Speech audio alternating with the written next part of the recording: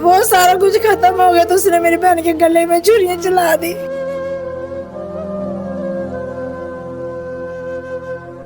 वज़ीर-ए-आला से पंजाब से यही कहते हैं, गुजारिश करते हैं हम इंसाफ से और उसको फांसी में चढ़ाया जाए।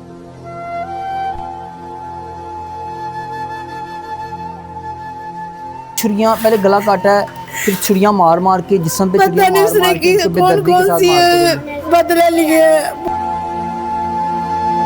फिर थोड़े में डाल के 7-8 सीढ़ियों से नीचे गिरा रहा है, छत से फेंक दे नीचे। अस्सलाम वालेकुम जी, मैं हूं कदीर खान और इस वक्त मैं रावी रोड के इलाके में मौजूद हूं। मोहल्ला शकरगढ़ियाँ है ये, और यहाँ पे एक ख़ातून को उसके खामन ने जो है बेदर्दी के साथ गला काट के और जिस्म के टोटे कर कर के उसको कत्ल किया, और कत्ल करने के बाद बोरी में बंद करके उसको रिंग रोड पे फेंक दिया गया। 3 से 4 रोज़ के बाद डेड बॉडी मिलती है। डेड बॉडी मिलने के बाद आहिस्ता आहिस्ता पुलिस इंटेरोगेट करते करते पता चलता है कि उसके अपने ही खामन ने जो है उसको कत्ल किया। बेदर्दी के साथ कत्ल करने की वजूहात क्या थी, क्या ऐसी वजूहात थी कि बीवी को इतनी बेदर्दी के साथ कत्ल किया, और कत्ल करने के बाद उसकी डेड बॉडी को छुपाने के लिए रिंग रोड पे जाके फेंक दिया गया। मेरे साथ ये 2 बच्चे मौजूद हैं। ये दोनों बच्चों की जो थी वालदा थी जिनको बेदर्दी के साथ कत्ल किया, इनके अपने ही वालिद ने, जो थाना रावी रोड पुलिस की हिरासत में है और उनसे इंटेरोगेट मजीद की जा रही है। बाकी इनसे जानने की कोशिश करते हैं। बेटा क्या नाम है आपका? महानूर। महानूर, बेटा मुझे बताओ कि मम्मा पापा का कुछ झगड़ा रहता था, क्या वजूहात थी, क्यों आपकी मम्मा को इतनी बेदर्दी के साथ कत्ल किया गया? हाँ जी, रहती थी, रोज़ रहती थी, मगर जुमे वाले दिन उन्होंने हमें सुबह, जुमे वाले दिन का वाक़या, पहले भी हमें लड़ाइयाँ होती थी मगर सुलह सफाई हो जाती थी, तो थाने भी गया, उन्होंने पुलिस वाले बीच में पड़ गए थे, कोई हमारे को पड़ जाते थे, कोई उन्होंने। अच्छा, कि जब आपकी मम्मा पे आपके पापा तशद्दुद करते थे तो आपकी मम्मा शिकायत करने के लिए थाने भी गई, लेकिन थाने वालों ने भी आपके पापा को गिरफ्तार नहीं किया, उनको पूछा नहीं है और फिर सुलह सफाई करवा दी? जी, कोई पुलिस वाले अंकल बीच में पड़ गए थे और पापा के भी बहन भाई बीच में पड़ गए थे, तो उन्होंने कहा अभी नहीं ऐसे करेगा, अभी ऐसे करेगा तो मैं खुद इसे जेल में डालूंगा। अच्छा। और उसी माफ़ी के बाद अगले जब जुमे वाले दिन का वाक़या, मम्मा ने हमें खाना भी खिलाया, हमें मम्मा ने खाना खिलाया, तैयार किया। पापा कहते हैं ये लो दूध पी लो। ये 2 से 3 दिन पापा दूध देता रहा मगर आगे पीछे नहीं देता था, तो मम्मा दूध पीते ही ना ऐसे गिर जाती थी, मम्मा को चक्कर आने लग जाते थे। आपके मुताबिक दूध में कुछ नशावर चीजें डाल के आपकी मम्मा को दी जाती थी ताकि वो थोड़ा सा उस नशे में बेहोश हो जाए, उसके बाद आसानी उनका कत्ल किया जा सके? हाँ जी, मुझे शक भी हुआ था मगर मैंने कहा अच्छा, आपको भी दूध जो पिलाया जाता था वो नशे वाली चीजें डाल के नहीं, सिर्फ मम्मा को? हाँ जी। अच्छा, मम्मा तो हमें हमारी इतनी केयर करती थी, हमें इतना प्यार दिया उन्होंने। मम्मा की याद आ रही है? जी बहुत। क्या समझती हैं आपके पापा ने जब आपको मम्मा को कत्ल किया, आप कहाँ पे थी? हम स्कूल थे, पापा मैं स्कूल छोड़ने गया रास्ते में, वो कभी स्कूल नहीं हमें छोड़ने गया, मैं उस दिन स्कूल छोड़ने गए तो हमें वो रास्ते में 2 या 3 बार फ़ोन भी आ रहे थे, तो हम चले गए स्कूल। उसके बाद हम घर आए, मम्मा ने कहा फ़ोन किसके आ रहे थे? जी पता नहीं। अच्छा। उनके फ़ोन पे आ रहे थे। फिर हम स्कूल चले गए, जब हमें जुम्मे वाले दिन 12 बजे छुट्टी हुई ना, तो हम घर आए। मम्मा ने कहा सीधा अपने घर आना, तो घर ताला था, घर में आगे ताला लगा हुआ था। हमने सामने आप इससे पूछा, मम्मा पापा आए थे इधर? कहती हाँ जी, पता नहीं किधर चले गए हैं, आप खाला के घर पता कर लो जी। फिर मैंने खाला के घर आई, खाला कहे, मैंने कहा खाला मम्मा पापा कहाँ गया? कहती है अभी आ जाएंगे थोड़ी देर में, आप खाना खाओ मदरसे पढ़ने चले जाओ। तो मैंने कुरान पाक पढ़ी हूँ, तो उसके बाद मदरसे जाती हूँ मैं दावत इस्लामी में, उसके बाद मैं ट्यूशन चले गई। उसके बाद रात को मामू भरे, छोटे मामू ने ना, मेरा बड़ा मामू ड्राइवर है, वो ये ना इस सिलसिले में चल जाता है बाहर, तो उस दिन भी वो पिंडी गए होते हैं जुम्मे वाले दिन। तो मेरे छोटे मामू ने कहा मेरे बड़े मामू को फ़ोन करके, भाई 24 घंटे हो गए हैं, तो भाई भी बहन भी नहीं आए ना बनोइया आया, तो ना मामू अब क्या करें? मामू कहता आप पुलिस स्टेशन जाओ और दरख्वास्त लिखाओ।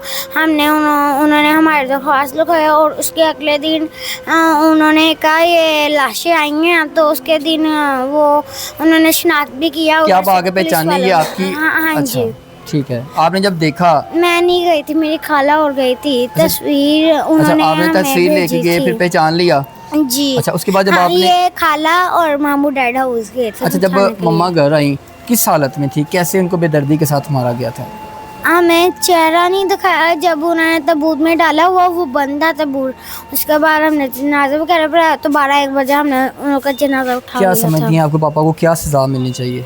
हम वज़ीर-ए-आला से पंजाब से यही कहते हैं, गुजारिश करते हैं हम इंसाफ से और उसको फांसी में चढ़ाया कि जाए। आपके वालिद साहब को, जो आपके पापा हैं, उनको फांसी पे जी। चढ़ाया जाए, कैफे हाँ जी। किरदार तक पहुंचाया जाए, हाँ जिसने जी। आपकी मम्मा को बेदर्दी के साथ कत्ल किया। हाँ जी। जी बिल्कुल, आपने सारी बच्ची की बात सुनी है। ये कह रही है कि मेरे वालिद साहब ने बेदर्दी के साथ मेरी माँ को कत्ल किया गया, इसी तरह उसको कैफे किरदार तक पहुँचाया जाए, उसको फांसी दी जाए। उनकी मकतूला की बहन जो थी वो मेरे साथ मौजूद है, इनसे जानने की कोशिश करते हैं। अच्छा मुझे बताइएगा, आपकी बहन ने कभी बताया था लड़ाई झगड़ा होता था और इतनी बेदर्दी के साथ मारने की क्या वजह आती? लड़ाइयाँ बहुत होती थी, हर दफ़ा सुलह हो जाती थी, मगर है ना हमें ये यकीन नहीं था कि वो मेरे बहन को मार देगा, कत्ल ही कर देगा।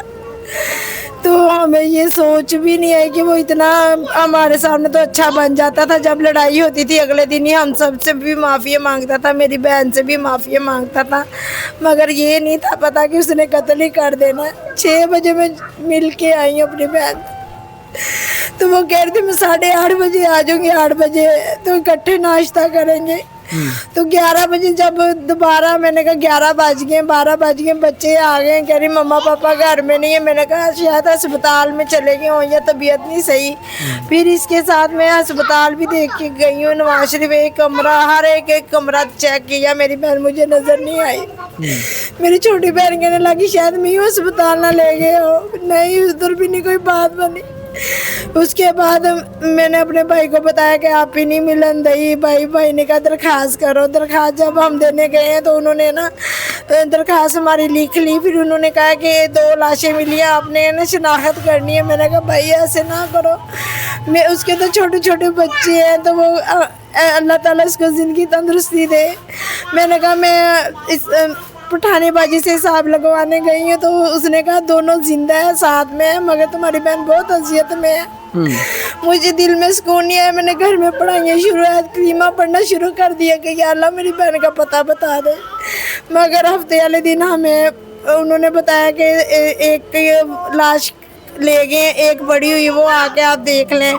कौन से रंग के कपड़े पहने थे? मैंने कहा ग्रीन रंग के पहने थे, मगर जब मैं देखने गई अपनी बहन को तो उसने रेड कलर के कपड़े पहने हुए थे और इतने इतने हाथ बाजू सूज गए थे, मुंह इतना ज्यादा सूज गया था, नीला हो गया था। कैसे बेदर्दी के साथ मारा गया था? जहर भी दिया था उसको, उसका गला भी काट दिया, गले में निशान थे, सीने पे छुरियों के निशान थे। छुरियां पहले गला काटा है, फिर छुरियां मार मार के जिस्म पे पता नहीं उसने कौन कौन सी बदले लिए, बहुत ज्यादा जुल्म किया मेरी बहन के साथ। फिर थोड़े में डाल के 7-8 सीढ़ियों से नीचे गिरा रहा है, छत से फेंक दे नीचे। 7-8 सीढ़ियाँ हैं, उधर से नीचे गिरा के फिर घसीट रहा है। मेरी बहन के मरने के बाद भी उसने तशद्दुद किए। ये आपको कैसे पता चला कि उसके बाद तशद्दुद करता रहा, नीचे फेंका, या उसके बाद उसके घर कैमरा सीसीटीवी फुटेज थी? जी कैमरा लगा था, उसमें ही हमें पता चला। वो ना मालूम मकान के बेटे ने बताया कि गठरी एक छापर बना के आगे रखा हुआ था। मैंने कहा वही मेरी बहन होगी। कैसे, किस जगह, कैसे डाल के? बाइक पे ले गए, रिक्शे पे ले गए? कैसे? बाइक पे उसने कार रखा हुआ था, बाइक में लेके गया, फिर आगे जाके पता नहीं रिश्का करवाया कि क्या, हमें नहीं पता। मगर जब रिंग रोड के पुल के ऊपर से हमें झाड़ियों के नीचे मिली है ना, तो जब थोड़े में से स्मेल आई तो वो उन्होंने हमें बताया कि इस तरह के कपड़े पहने आके शनाख्त कर। जो मेरा भाई छोटा देखने गया, वो कह रहा नहीं। जब मैं और मेरा बड़ा भाई देखने गए तो हमने पहचान ली कि ये हमारी बहन ही है। फिर हमने इतवार की रात उसका कफन दफन और ताबूत का इंतज़ाम किया। फिर हमने 3 बजे या 2 बजे दफना दिया था। आपकी बहनोई को कहाँ से पुलिस ने गिरफ्तार किया? हरुणाबाद, वो जिधर रहता था, जिधर से वो आया था उधर से पकड़ा गया। पता नहीं, उनको भी नहीं पता, उनके घर वालों का किसी का हमें फ़ोन तक। मेरी 4 नंदे हैं, 6 देवर थे, उन्होंने किसी ने अफसोस नहीं किया या हमें फ़ोन करके हमसे ये नहीं कहा कि बड़ा अफसोस है सरवर ने, मेरे कुछ नहीं उन्होंने बताया था। क्या वजह सामने आई है? मारने की वजह क्या थी? शक कह रहा था करता हूँ मैं, कि शक किस वजह तो भाजी तू करदा है, तुसी काम ते आप छड़ के आंदे हो, आप लेके आंदे सीगे। घर दी एक चीज़ बेचती, LCD बेचती, ओवन बेचता, फ्रिज बेचती, कांटे सोने तो मेरी बहन ने, मेरी अम्मी ने पाए सी। लोगों के घरों में काम करती थी जी, वो सारा कुछ खत्म हो गया तो उसने मेरी बहन के गले में छुरियां चला दी। सब कुछ बेचने के बाद भी उसको सब्र नहीं आया तो मेरी बहन को ही मार दिया उसने। जी हमने सारी बात सुनी है। अगर उसको देखा जाए तो उन्होंने माशाल्लाह सुन्नत रसूल रखी हुई थी और बड़े अच्छे इंसान नज़र आते थे, लेकिन बखूबी जब उनके कारनामे सामने आए तो उन्होंने बेदर्दी के साथ अपनी जो बीवी थी उसको तशद्दुद का निशाना बनाने के बाद उसको पहले नशा दिया गया, नशा देने के बाद उसके गले पे जो है वो छुरियाँ चलाई गई, उसके जिस्म पे छुरियाँ चला के उसको मारने के बाद एक तोरे में बंद करके रिंग रोड के ऊपर जो है झाड़ियों में फेंक के उसको वापस चला गया। हरूनाबाद का रहने वाला था, हरूनाबाद चला गया, पुलिस ने वहाँ से गिरफ्तार करके रावी रोड ले आए। अब उसको इंटेरोगेट किया जा रहा है कि आखिरकार क्या वजह थी जिसकी वजह से उसको बेदर्दी के साथ कत्ल किया गया। अब देखते हैं कि वो क्या असल वजूहात सामने आती हैं। इनका कहना है कि घर का सारा सामान भी जो था उसने बेच दिया था और ख़ुद वो कोई काम नहीं था करता। मैं हमारी बहन लोगों के घरों में काम कर करके जो था वो अपने घर का सिस्टम चलाती थी। अब देखते हैं इसको क्या इंसाफ मिलता है, कैफे किरदार तक पहुँचाया जाता है या इस फैमिली से माफ़ी तलाफ़ी करवा ली जाती है। इसी के साथ अपने मेज़बान कदीर खान को दीजिए इजाज़त, अल्लाह के बाद।